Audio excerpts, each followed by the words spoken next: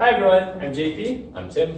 Matt. And I'm Liz. So today we are going to be talking about exertional heat illnesses, and heat illnesses can happen to the best of us. So we have LeBron James here in the NBA Finals, hot arena in San Antonio.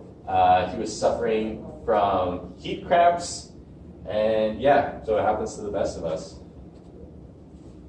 Okay, so for our case study, we were given a case of a 14-year-old female, 5'6", 135 pounds. She eventually passed out due to a really exertional heat exhaustion. The team left from America the evening before the game and played next morning. There was no sun shelter available. The ambient temperature, the temperature outside was 38 degrees Celsius. The athlete who passed out reported to have little water in between both games. There was extreme thirst, tired, dizziness. We do not know if she was sweating within our case, but we assume she was. However, she did pass out. Next slide, please. The mechanism. Our body generally does attempt to try to reduce heat by vasodilating blood vessels throughout our body. Hit us next slide. As you can see, so this is our vasodilated blood vessel. We're trying to lose heat as much as possible by sending blood to our skin, and then that heat energy in our skin will actually leave because we've created a thermal gradient in between our skin and our body into the outside environment. It's hotter here than it is here, so the heat travels outside of our skin. But wait, the ambient temperature was 38 degrees Celsius. Our body does try to maintain a body temperature of around 37 degrees Celsius, give or take. As a result, because the outside environment was hotter than the inside, the flow of heat of the thermal gradient was going inside of our body. So no matter how much we're trying to lose heat from infrared radiation, we won't be able to because heat is entering because of the heated environment. Next slide, please.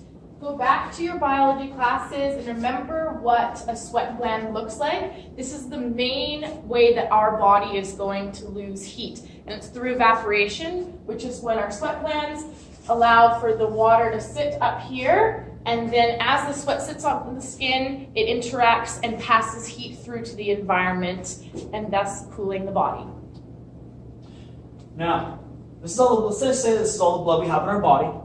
55% of that blood is blood plasma, which is made of water and proteins. 91% of it's water. The rest of our body, 45%, red blood cells and white blood cells. This is the water we use for sweating and thermoregulation. Now, sweating through evaporation is the number one way we lose heat while exercising. So we produce water. The water on the outside of the sweat on the outside absorbs the heat and then evaporates, and the heat leaves us through steam.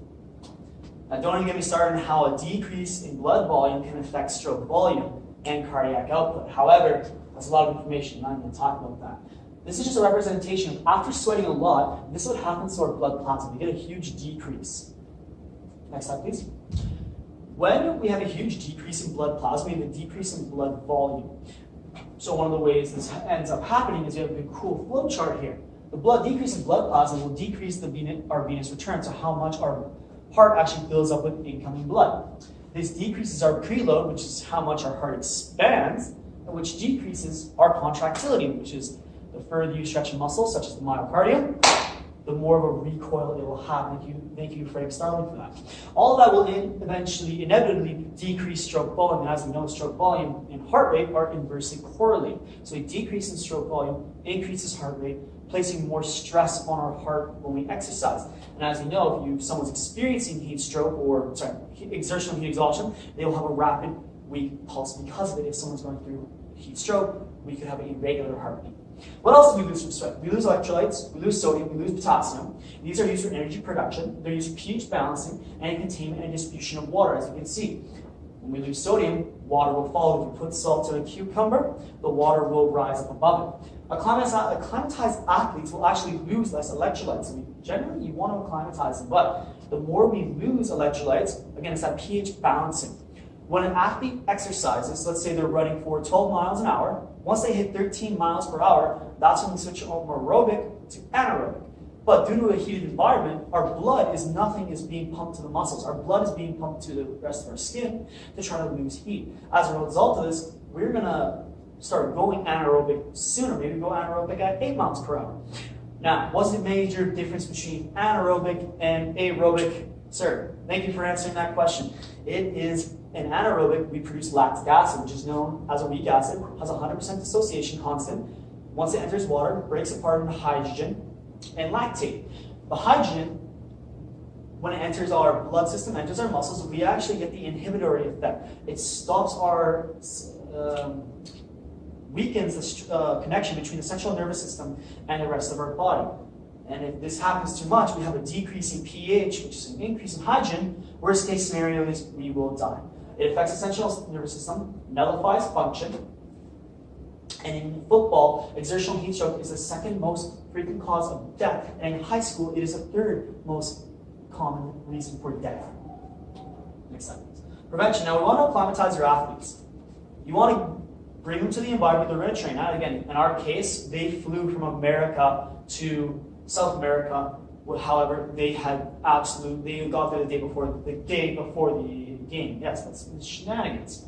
We want 10 to 14 days. That gives us our opportunity, next slide please, to train the environment. Now, let's assume they went to a hotter environment than they were because they're coming from perhaps northern, maybe Canada.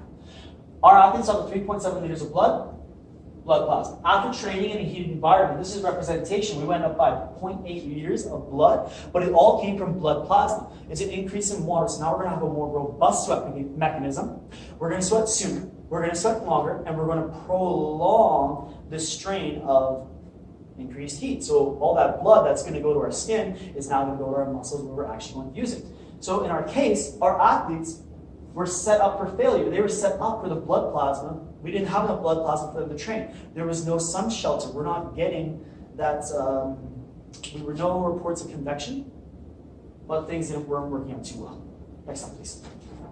Another thing that we can do to help prevent from this happening are preseason medical training, and then also making sure that there's longer rest breaks, things like making sure water and shade are always available, and then maybe even, and we'll talk about it a little bit later, cold and ice water tubs.